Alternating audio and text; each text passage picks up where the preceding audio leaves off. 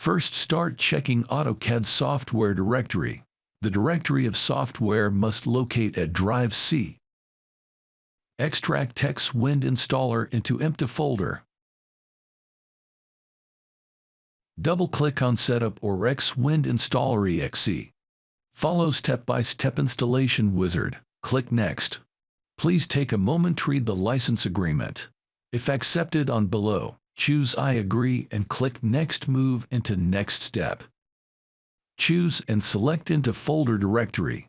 We are recommended set as default directory. Then click Next.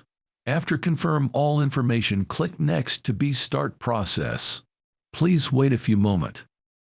Now, the program was successfully installed. Click Close installation window. Finally, run an AutoCAD software and create a new drawing sheet. X-Wind software will plug in into a ribbon menu of AutoCAD.